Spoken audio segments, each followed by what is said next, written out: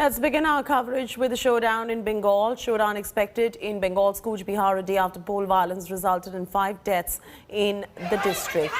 Mamata Banerjee was scheduled to stage a protest in Cooch Behar against Saturday's violence. Is not going to be able to go ahead with her plans. This is coming in as the EC has barred the entry of political leaders inside the district for 72 hours. Remember, Mamata had announced her plans to meet the families of those killed in firing by CISF personnel during the 4th phase of polling in Cooch Behar.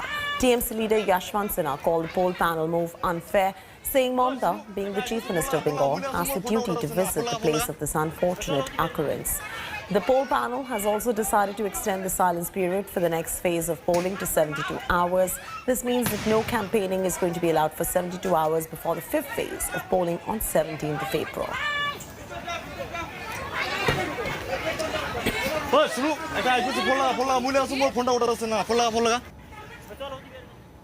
And a political blame game has already erupted over the violence, with Mamata holding Amit Shah responsible for this. Prime Minister Modi countered the charge, saying Mamata was desperate as she could sense her loss. Take a look.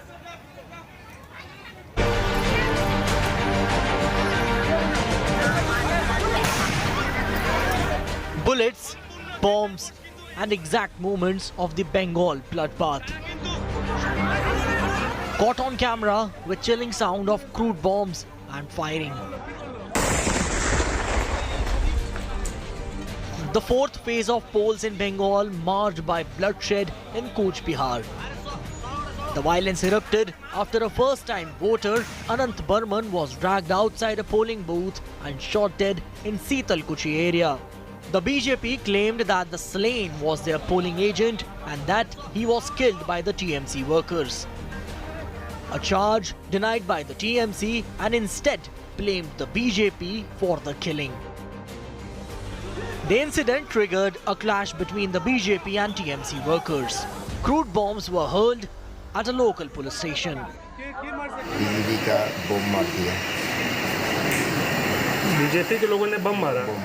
आप लोग पर जैसे हमला किया, आप बोल रहे हैं बीजेपी, आप आरोप लगा रहे हैं बीजेपी वाला हमला किया, उसका पुलिस क्या किया? वहाँ पर बहुत सारा पुलिस होगा और बिल्कुल हो जाएगा। वो तैयार नहीं है। कुछ नहीं किया। यहाँ तो आरोप लगा रहे हैं कि पुलिस जो पैरामिलिट्री फोर्स है उसने गोली भी चलाया था, कुछ गोली भी चला था क्या? हाँ, गोली से। The mob then targeted the central forces who reached the area to contain the violence. After facing attack, the CISF personnel opened fire in self-defense. At least 4 TMC supporters were killed. The violence prompted election panel to suspend voting at the spot.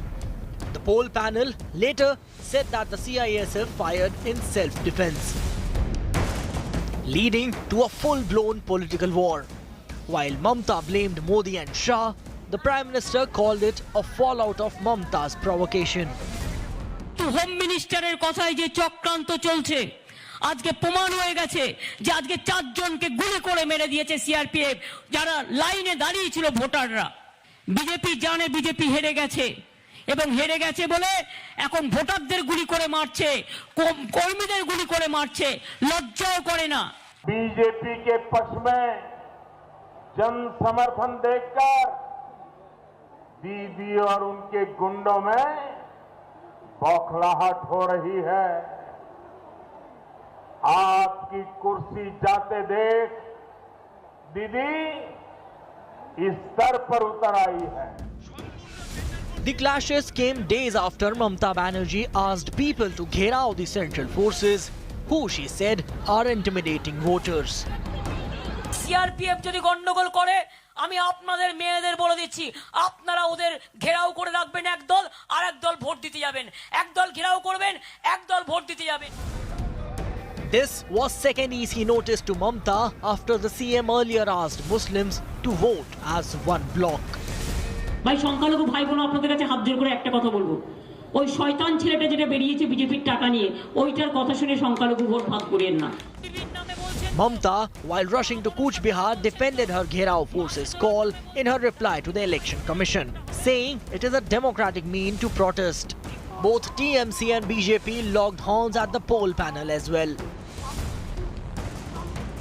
When you can't beat us fair and square, you shoot and kill. Mr. Modi, Mr. Shah, you are killers.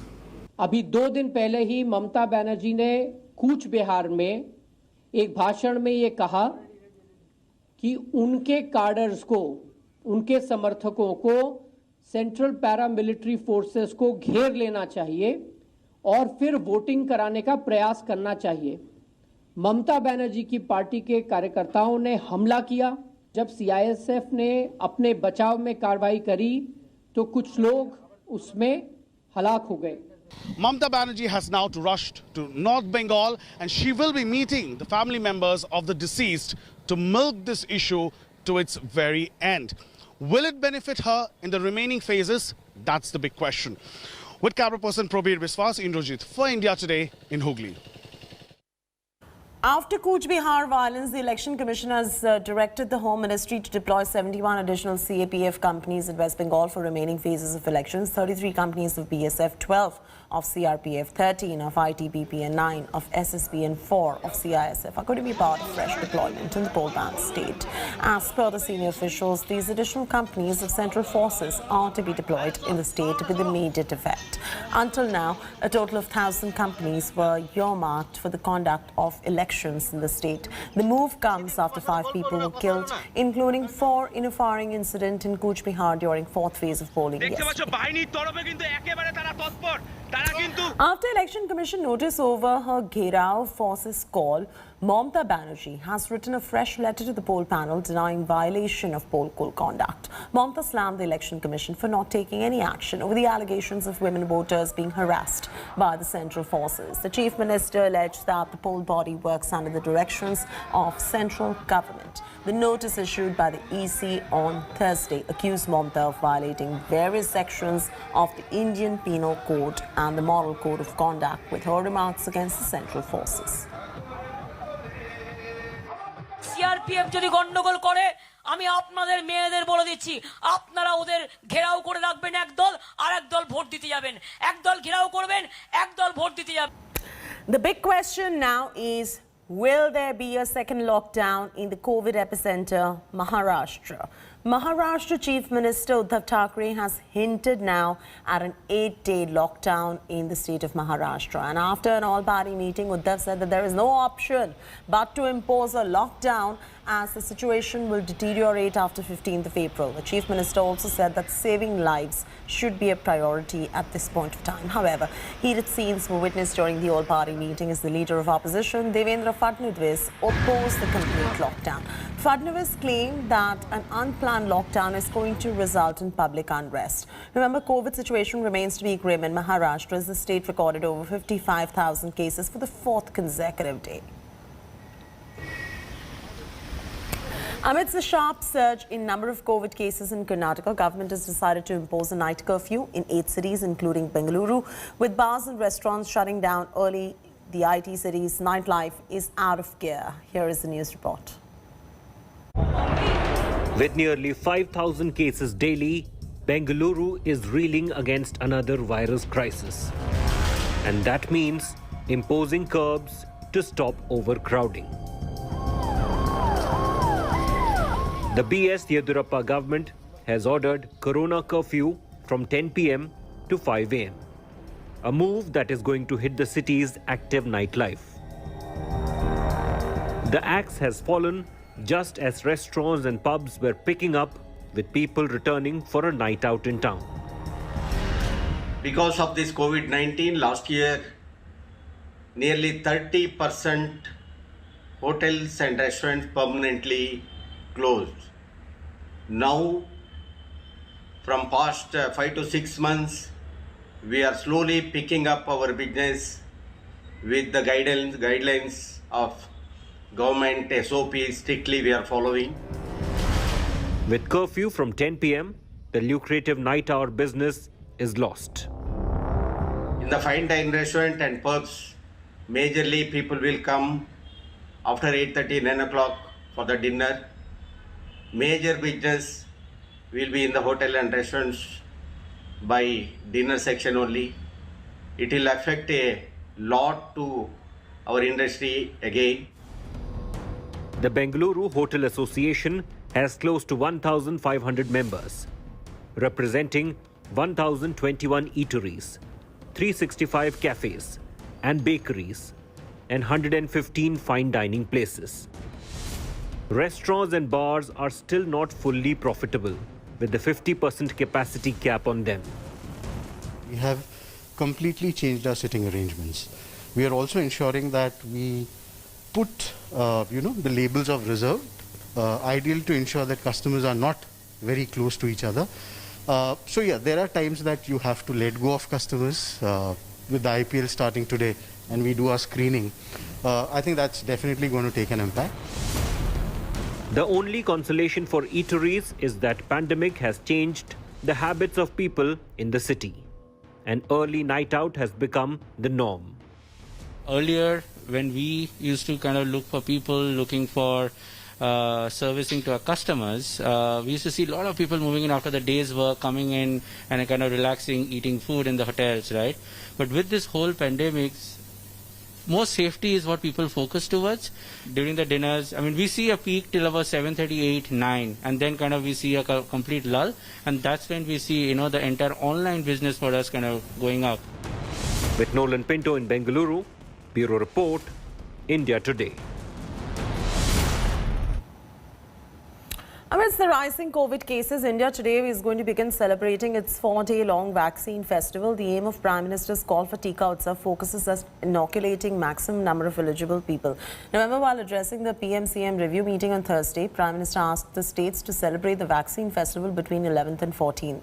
The government has asked states to allow COVID vaccines to be administered at private and government offices as well. The move aims at providing easy access to a substantial population that has not been able to take the jab so far. The District and Urban Task Force is going to identify such workplaces to enable the vaccination drive.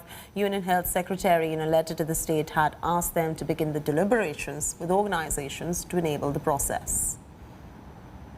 11 अप्रैल ज्योतिबा फुले जी की जन्म जयंती है और 14 अप्रैल बाबा साहब आंबेडकर जी की जन्म जयंती है।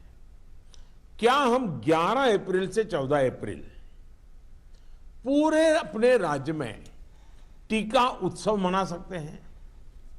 एक पूरा वातावरण क्रिएट कर सकते हैं टीका उत्सव का।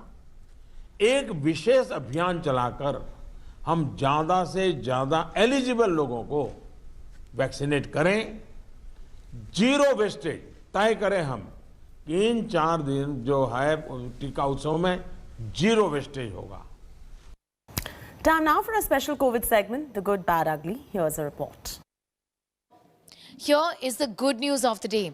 There is a possibility of a third vaccine getting an approval in the country because Johnson & Johnson has said that they are now in conversation with the regulators, with the government of India to start their trials in the country. The good news is that this is a single-dose vaccine, logistically much easier to use. The efficacy is also satisfactory. It's hovering around 72%. It's acting against various variants also, many of which seen in India already. They are in conversation with the government, with the regulators, is what Johnson has said. Here is the bad news of the day. Cases of COVID are increasing in the country and hospitals are now shutting down their OPD services, saying that they are not in a position to handle patients who are not coming to the hospital for COVID-19. These are other patients and hospitals are saying that if it's not extremely important, these medical treatments can wait and hence OPD services are being shut down. There are 2 reasons for this. One, because doctors increasingly across the country are once again getting infected because of COVID-19 spread in the country in spite of vaccinations, given the fact that enough has been said about the vaccine only providing protection from severe disease but not from infection. Also, the hospitals are getting burdened because of increasing patients suffering from COVID-19 and hence other patients requiring other types of medical services and attention are being asked to wait. Here is the ugly news of the day. Reports pouring in of many people who are in fact going to vaccination sites being turned away because of shortage of vaccines. This is being reported in both BJP ruled states and opposition ruled states. The opposition ruled states have raised these concerns with the central government. In Rajasthan, there is a shortage of vaccines. The government has said that already. Chhattisgarh too has reported a shortage of vaccines. They have stocks to last only up to 1 day. There is no buffer stock. Maharashtra too continues to be extremely vocal when it comes to shortage of vaccines. Many seniors are waiting for the second shot to be given. Many people who are eligible right now are being turned away because there are no doses left, is what vaccination sites are reporting. Many vaccination sites have been rendered completely redundant because of this. That's a wrap from me, Chaiti Narula, on this bulletin. For further news and updates, don't forget to log on to indiatoday.in or download our app. I'll see you in just about a bit with the top headlines.